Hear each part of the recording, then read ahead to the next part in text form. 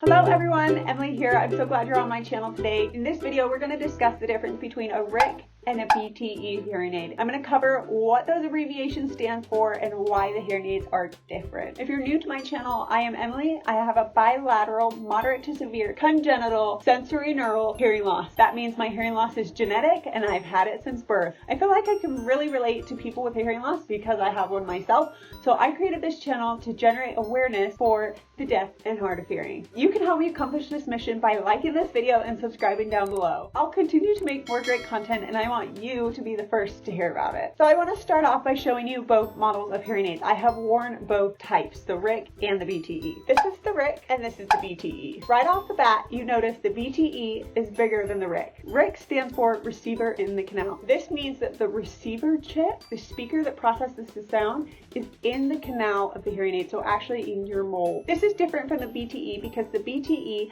has the receiver chip in the back part of the ear. This enables more space for the speaker and it enables the hearing aid to have more power. In a RIC hearing aid, the receiver is connected to the rest of the hearing aid processor through a wire, which is right here. On a BTE hearing aid, the sound is processed in the back of the hearing aid and goes down the tube and into the ear. There are alternative names for the RIC, or the receiver in the canal hearing aid. Other acronyms for the RIC hearing aid include RIE, and that stands for receiver in the ear, in addition to RITE, receiver in the ear. Those all stand for a RIC hearing aid. Okay, now that we understand the differences between the two hearing aids, let's talk about the pros and cons of each. For the RIC hearing aid, for me personally, maintenance is a big issue for me. Because the receiver is in the canal, it's really difficult to clean these hearing aids because the processor is actually in the mold. So the only way I can clean these is with a disinfectant wipe, and it doesn't feel very effective.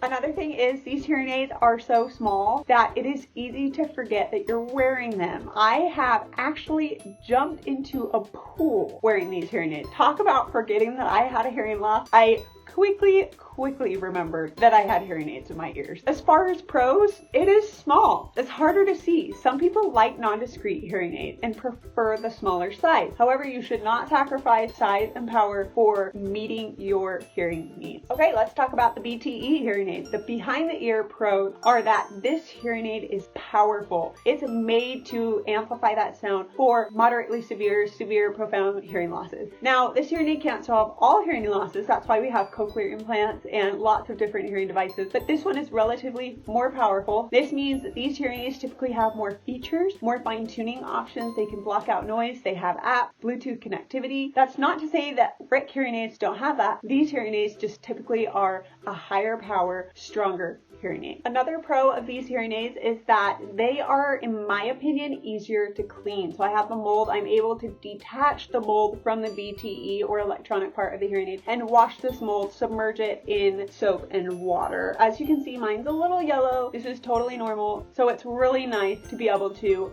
wash my molds, and that reduces the itchiness of the ear. As far as cons for the BTE, they are bigger, they are more noticeable. I don't mind that though, because I've lived with a hearing loss my whole life. I don't know any better. I wonder if that makes it easier for me to cope with my loss. I'd love to hear, if you have a hearing loss down below, let me know. Is it easy or hard for you to cope with your hearing loss? For me, I feel like it's relatively easier because, like I said, I've had it my whole life. So I was initially put in a RIC hearing aid. This did not have enough power for my hearing, so I was moved up to a BTE, and this seems to do the job. I love the Bluetooth connectivity, and this is a resound Enso 3D. I specifically chose white because I did not want it to blend in with my brown hair. So when my hair's up, you can see my hearing aids really well. As far as feedback for both of these hearing aids, it varies. I haven't noticed that one does not feedback more than the other. The biggest indicator of feedback for me was the molds. Because I have a bilateral loss, I've had a lot of experience with molds. I was initially fitted with a hard resin mold, which is this, and this one's like hard, you can kind of hear that. And then this one is squishy silicone. So I was initially fitted with this hard one,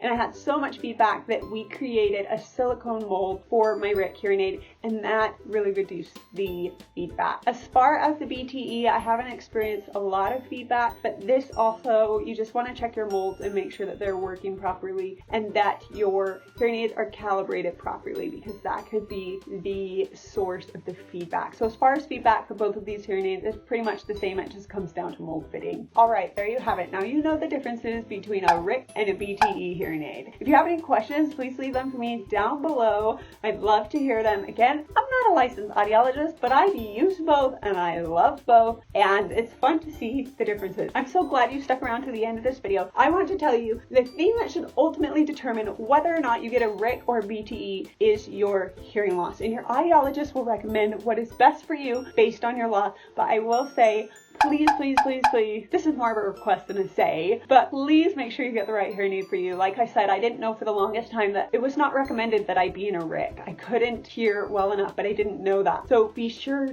to have the right hearing aid for you and ask your audiologist, is this correct hearing aid for my hearing loss? Like I said earlier, typically moderate, severe losses are good for a BTE. RICs are great options for people that have normal hearing, slight hearing losses, and moderate losses, depending on what the audiologist recommends. Check with your audiologist. So in some cases, you might have the option. Take your pick. Which one do you want? I want to hear in the comments below. I'm so glad you stuck around. Please like this video and subscribe to my channel. I look forward to seeing you again on my channel for the next video. I hope you have a great day.